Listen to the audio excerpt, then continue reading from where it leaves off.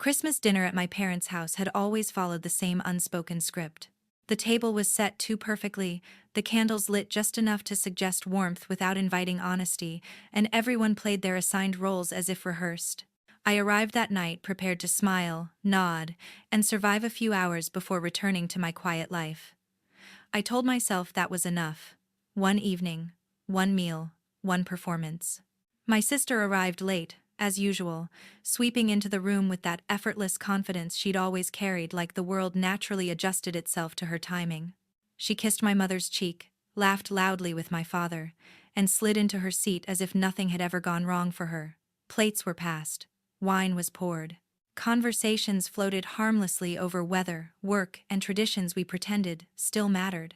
Then, halfway through dinner, while I was cutting into my food, she leaned back in her chair and said it. "So, I'll be moving into your place tomorrow." She didn't look at me when she said it. She didn't ask. She announced it the way someone announces dessert, casual, inevitable, already agreed upon. The fork paused in my hand. Around the table, no one reacted with surprise. That was the part that hit hardest.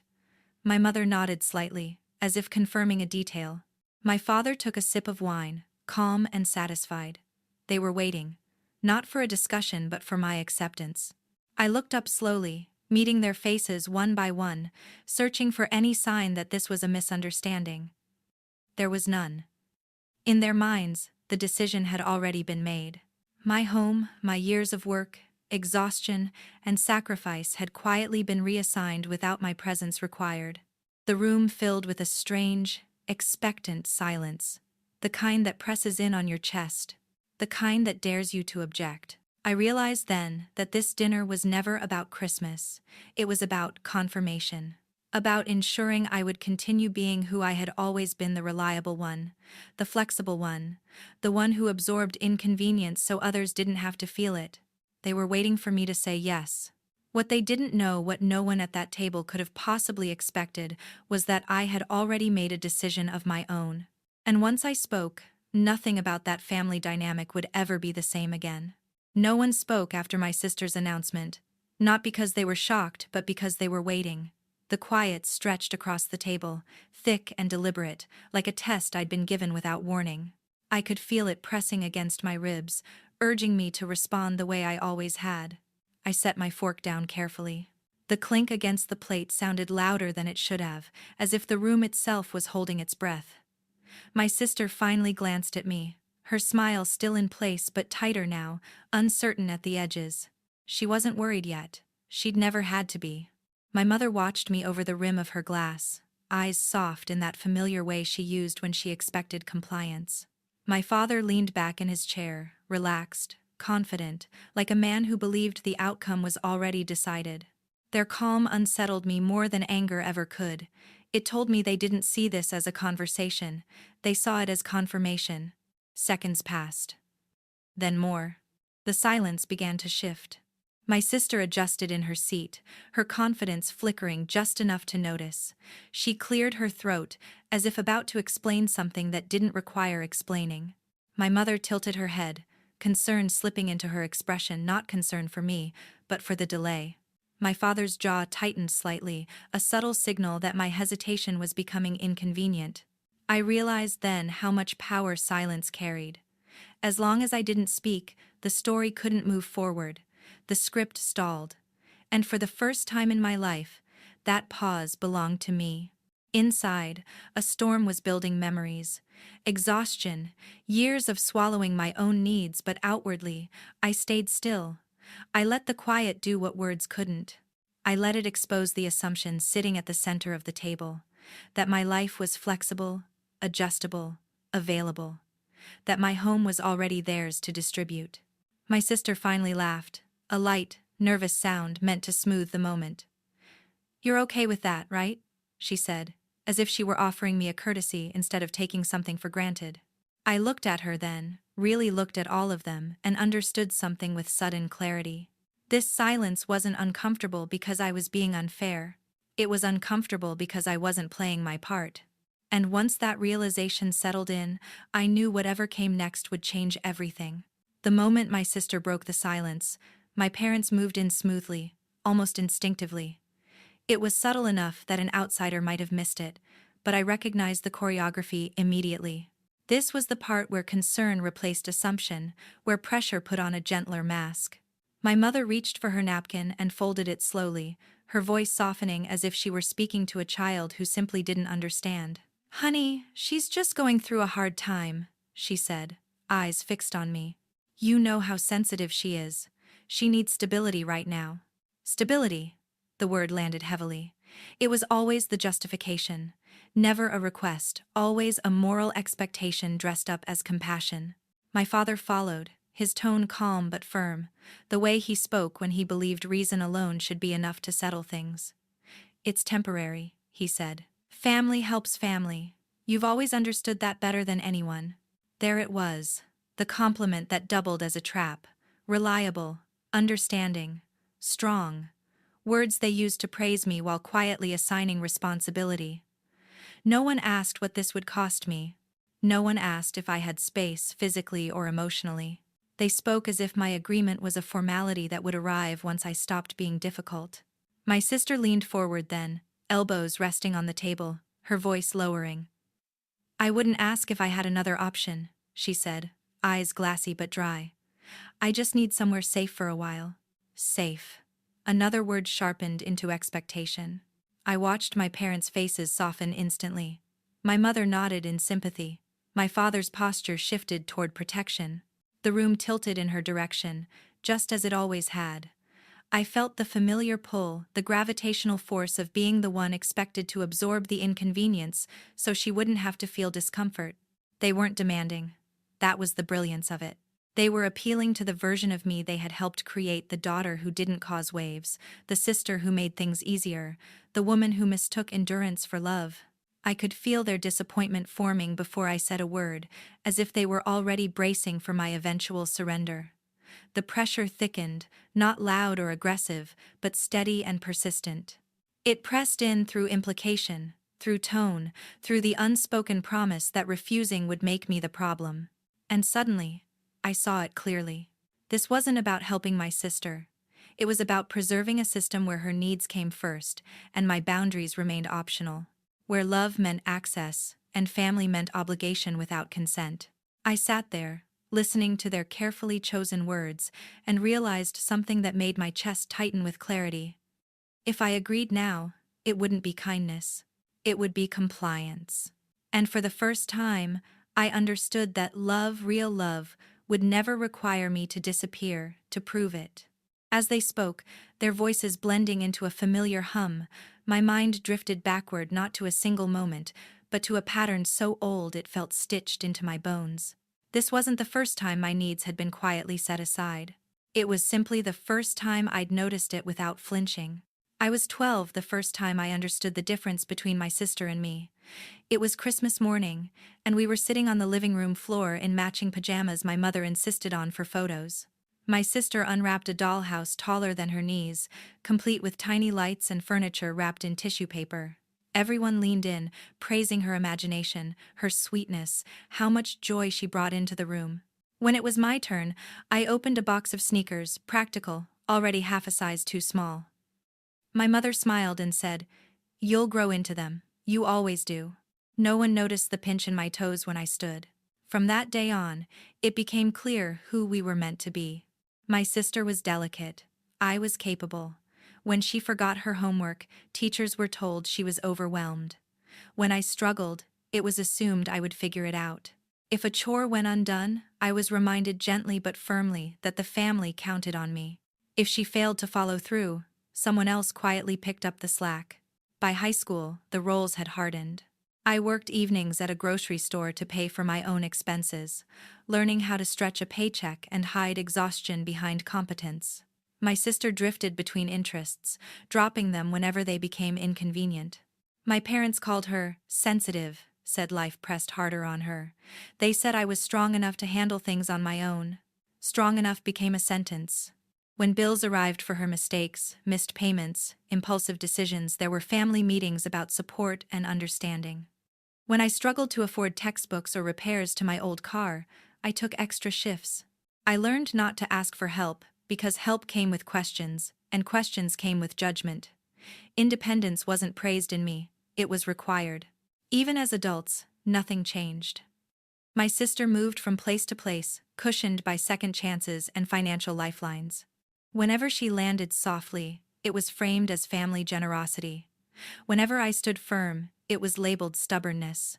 My parents admired my responsibility the way people admire a tool, useful, dependable, not something you worry about until it stops working. Buying my house was supposed to be different. I remember signing the papers alone, my hands shaking with equal parts pride and fear. I didn't tell anyone until it was done, partly because I wanted one thing in my life that hadn't been shaped by expectation.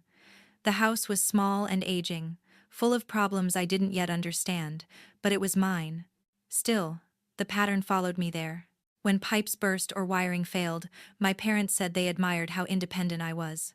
When my sister needed somewhere to stay for a bit, the suggestion always floated in my direction, light and casual, as if my space existed on standby.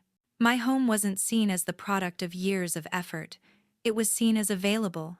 Sitting at that Christmas table, I finally understood the truth I'd been circling my whole life. I hadn't been chosen to carry more because I was stronger. I had been chosen because I was quieter, because I made room, because I didn't push back. And for the first time, instead of feeling resentment or guilt, I felt something steadier: recognition. This wasn't a single unreasonable request. It was the latest chapter in a story where my role had always been decided without my consent. The difference now was simple and irreversible. I could finally see the pattern. And once you see it, you can't pretend it isn't there. Owning that house had never been easy, but it had been mine in a way nothing else in my life ever truly was. I bought it in my early 30s, when my savings were thin and my confidence was thinner, after years of telling myself I wasn't ready. Ready, I'd learned, was a moving target one my parents never applied to my sister the way they did to me. The house sat at the edge of a quiet neighborhood, older than most of the families who had moved in around it. The paint was faded, the porch leaned slightly to the left, and the heating system groaned every winter like it was reminding me of its age. But the first time I walked through it alone, keys heavy in my hand, I felt something unfamiliar settle in my chest. Ownership. Not pride exactly, something quieter. Something earned. What no one saw were the nights I sat at the kitchen table with receipts spread out under a single lamp, calculating which repair could wait and which couldn't. The burst pipe that flooded the crawl space one winter. The electrical issue that killed half the outlets the following spring. Every problem arrived with a price tag and a reminder. There was no safety net beneath me. When I mentioned the strain once, just once, my mother tilted her head and said she admired my independence. My father nodded and added that struggle builds character. It sounded like praise until I realized what it really meant. You can handle it, so you will. Meanwhile, my sister floated. When her rent increased unexpectedly, someone helped. When a roommate situation fell apart, a solution appeared. Doors opened for her before she ever had to knock. No one called it favoritism. They called it support. The house became proof of how differently we were measured. To me, it represented responsibility. To them, it represented capacity. If I owned something, it meant I had room to give. If I struggled, it meant I needed to try harder. The idea that my space was finite, that my energy, time, and peace had limits, never seemed to cross their minds.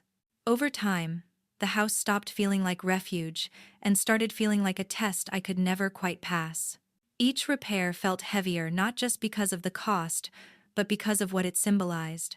I was holding up an entire structure alone, quietly, because that was what was expected of me. When my sister's rough patch came up again, the suggestion that she could move in didn't feel shocking.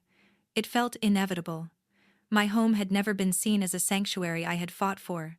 It was viewed as a resource waiting to be reassigned. Standing there during that Christmas dinner, I finally understood something I hadn't allowed myself to name before. The house was never just a house to them, it was a measure of how much more I could be asked to carry. And for the first time since I'd bought it, I admitted the truth to myself. I didn't want to keep proving that I could. The decision didn't arrive in a dramatic moment. There was no argument, no slam door, no final straw I could point to. It came the way most truths do, slowly. after exhaustion had stripped away my ability to pretend things would somehow balance themselves. One night, weeks before Christmas, I stood alone in the hallway of my house, leaning my shoulder against the doorframe. The wood creaked softly under my weight. I remember thinking how familiar that sound was, how many times I'd heard it after long days when all I wanted was rest. Instead of comfort, it felt like a reminder of how much I had been carrying by myself. I walked through each room deliberately, noticing things I'd learned to ignore. The unfinished paint near the baseboards, the crack by the kitchen window that let in cold air every winter, the heater's uneven hum, uncertain and tired. The house didn't feel like failure. It felt like a weight I had been trained to bear without question. I sat at the kitchen table and let myself ask the question I'd avoided for years. How long am I supposed to do this alone? The answer came with surprising clarity. Not because I couldn't manage, but because I didn't want to anymore. Within days, I scheduled a meeting with a real estate agent. I didn't tell my parents. I didn't mention it to my sister. For once, I made a decision without consulting the people who had always assumed a vote in my life. The appointment was calm, practical, almost boring. She walked through the house, noting repairs, estimating timelines, explaining options. I listened without interruption, already settled in my choice. Signing the paperwork felt different from when I'd bought the house. Back then, my hands had shaken with hope and fear tangled together. This time, the weight in my chest came from release. The pen moved across the page, and something inside me loosened. There was no rush to celebrate. No sense of triumph. Just a quiet steadiness that told me I had crossed a threshold I couldn't step back over. I didn't sell the house to punish anyone. I didn't sell it to make a point. I sold it because I was tired of living inside a role that required endless sacrifice and no acknowledgement. When the sale finalized, I felt something I hadn't expected. Peace. Not loud or euphoric, just solid. The kind that doesn't ask permission. By the time Christmas arrived, the decision was already done. The house was no longer a solution waiting to be claimed.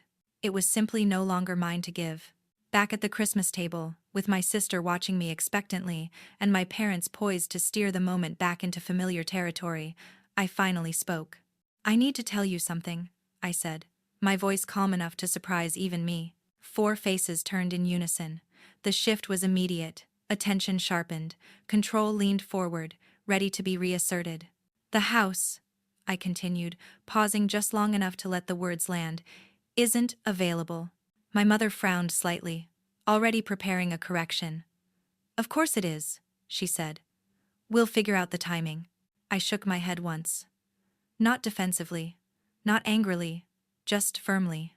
"It's not available because it isn't mine anymore." The sentence fell into the room and stayed there. For a moment, no one reacted. My father stared at me like he was waiting for the rest of the explanation, for the joke, for the detail that would restore order. My sister's smile froze, then cracked, confusion spreading across her face as she tried to rearrange the information into something that made sense to her. "What do you mean it's not yours?" she asked, her voice sharper now. "I sold it," I said. That was it. No justification, no apology, no timeline, just fact. The reaction came in waves. My mother's face tightened, disappointment replacing certainty. My father straightened in his chair, authority rising instinctively in his posture. My sister's shock hardened into something close to disbelief, as if the ground beneath her had shifted without warning. "You didn't talk to us," my father said, not asking a question so much as pointing out a violation. "I didn't need to," I replied. The silence returned, heavier this time. The kind that followed not uncertainty, but loss of control. They weren't processing the sale itself.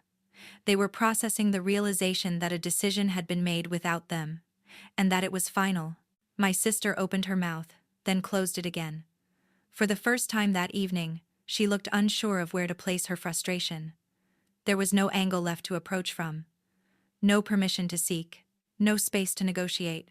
I sat there, hands folded in my lap, my heartbeat steady. I didn't raise my voice. I didn't explain myself. I let the truth stand on its own. What none of them understood yet was that this wasn't a reaction. It was a conclusion. and with those few words, the balance they'd relied on for decades quietly collapsed. The calm didn't last. It never does when control slips through someone's fingers. My father recovered first, his voice lowering into the tone he used when he believed authority alone could correct a problem. "This is a mistake," he said. "These kinds of decisions shouldn't be made impulsively. We need to talk about reversing it." Reversing it. As if my life were a draft that could be edited once they'd reviewed it. My mother followed, her disappointment sharpening into concern wrapped in softness. "We're just worried about you," she said. "Selling your home without discussing it with family isn't healthy. What were you thinking?" I watched them carefully, noticing how quickly the language shifted. They weren't asking how I felt. They were searching for leverage, any opening that would allow them to pull the situation back into familiar alignment. My sister finally spoke, the fragility gone now, replaced by frustration she didn't bother hiding. "So what am I supposed to do?" she demanded. "You knew I needed somewhere to go." There it was. The expectation laid bare. My decision had not inconvenienced her, it had disrupted a plan she believed was already guaranteed. I didn't answer right away. I let the question hang in the air, because for once, the answer wasn't mine to provide. "That's not my responsibility," I said quietly. The reaction was immediate. My mother inhaled sharply. My father's jaw tightened. My sister stared at me as if I'd spoken in a language she didn't recognize. The room filled with tension, not explosive, but sharp enough to cut. "You've changed," my mother said, her voice trembling slightly. "You're being selfish." In other lived. The word didn't land the way it once would have. It didn't wound. It clarified. "I've changed because I stopped agreeing to things that hurt me," I replied. Their frustration escalated, cycling through disbelief, guilt, and thinly veiled anger. They spoke over one another, reframing my boundary as cruelty, my independence as recklessness. But beneath all of it, I saw the truth forming, undeniable and raw. They weren't panicking because my sister was homeless. She wasn't. They were panicking because I had stepped out of the role that kept everything predictable, because I had removed the safety net they'd come to rely on me. When they realized I wasn't backing down, something shifted. The authority drained from my father's posture. My mother's words lost their polish. My sister fell silent, her certainty nowhere to land. The power dynamic they'd depended on had fractured, and no amount of pressure could force it back into place. I sat there, steady in the chaos I hadn't created, knowing one thing with absolute certainty. This wasn't conflict. It was the consequence of a boundary they never expected me to draw. 3 days after Christmas, there was a knock at my door. It wasn't tentative or polite. It was firm, insistent, the kind of knock that assumes it will be answered. I knew who it was before I reached the hallway. That certainty settled over me with an odd calm, as if some part of me had been expecting this moment all along.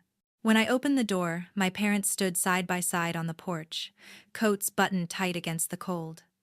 My sister hovered just behind them, arms folded loosely, her posture carefully neutral. None of them smiled. None of them asked how I was. They had come with purpose. "We need to talk," my father said, already stepping inside. I didn't move to stop him, but I didn't rush to accommodate him either. They filed into the living room like a delegation, positioning themselves in a loose semicircle that felt more like a meeting than a visit.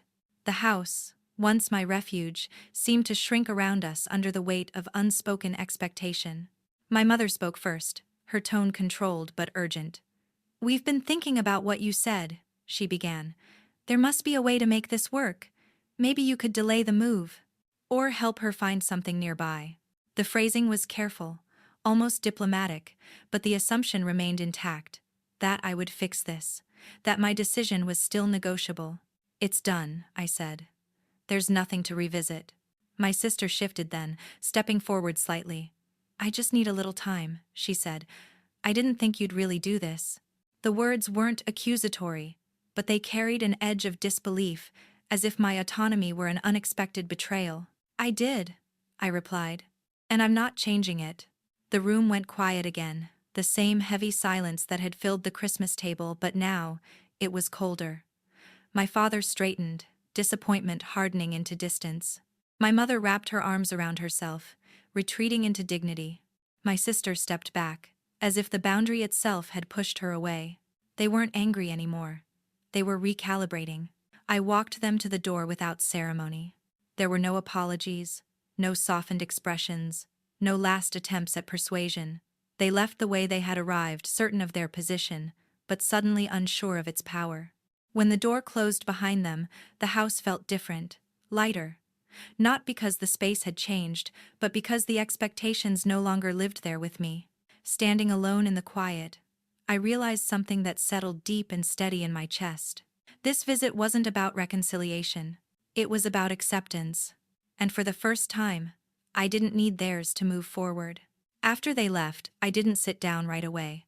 I stood in the quiet of my living room, listening to the house settle, the faint hum of the heater, the soft creak of wood cooling in the winter air. For the first time in years, the silence felt honest.